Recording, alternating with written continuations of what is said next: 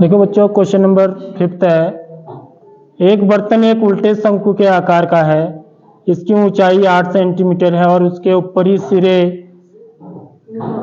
जो कि खुला हुआ है की त्रिज्या 5 सेंटीमीटर है। यह ऊपर तक पानी से भरा हुआ है।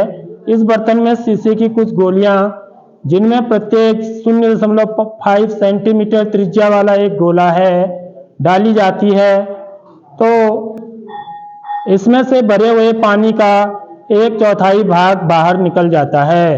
बर्तन में डाली गई शीशे की गोलियों की संख्या ज्ञात कीजिए। तो देखो इस सवाल को कैसे करेंगे।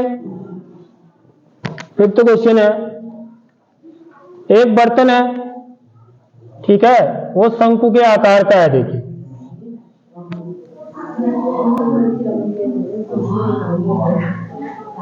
ठीक, इसमें क्या की जाती है, पूरा पानी से भरा हुआ है। ये पूरा क्या कर रहा है, पानी से भरा हुआ है पूरा है, ठीक है।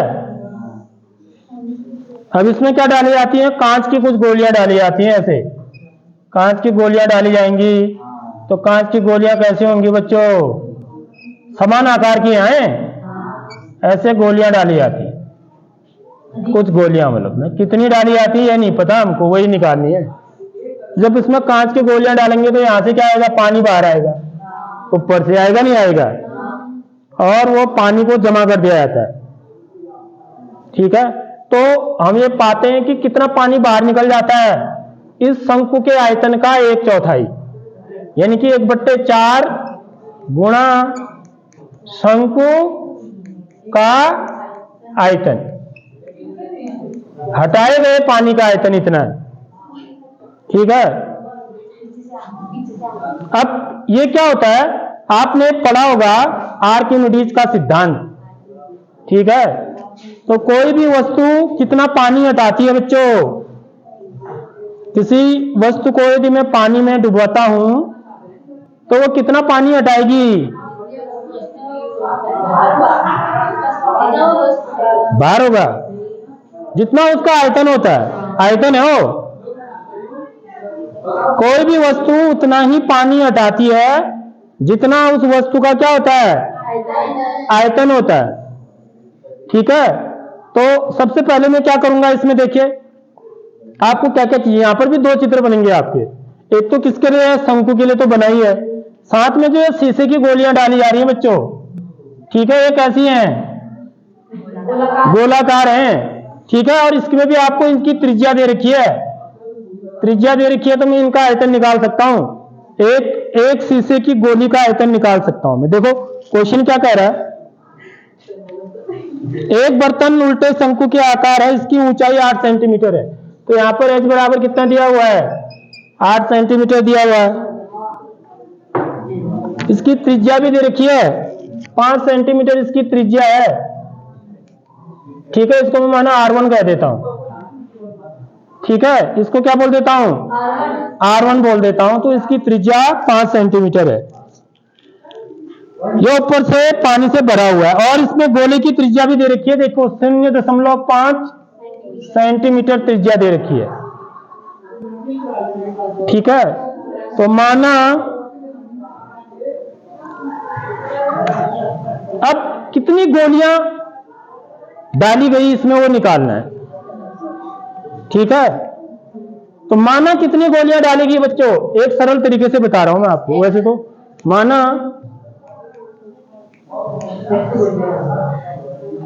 शंक्वाकार बर्तन में, शंक्वाकार बर्तन में x गोलियां डालेगी, x गोलियां डाली गई।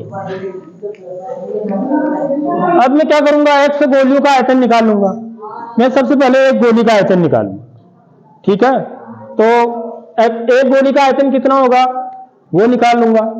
तो जो x गोलियों का आयतन होगा, x गुणा एक गोली का आयतन, एक गोली का आयतन वो किसके बराबर होगा बच्चों, जितना पानी हटाया गया है, कितना हटा है? 1/4 गुणा शंकु का आयतन। बस यहां से मैं x का मान निकालूंगा। x बराबर क्या हो जाएगा?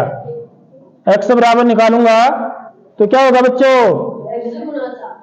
1/4 गुणा शंकु का आयतन बट्टे एक गोली का आयतन। आगे बात समझ में है? बस यही करना है आपको इसे। ठीक है, समझ आ गई बात? तो ये हो गया 1/4 गुणा शंकु का आयतन होता है 1/3 गुणा 22/7 गुणा आर स्क्वायर। आर कितना है? 5। 5 का वर्ग गुणा एच। एच कितना है? 8 सेंटीमीटर क्यूब। ठीक है,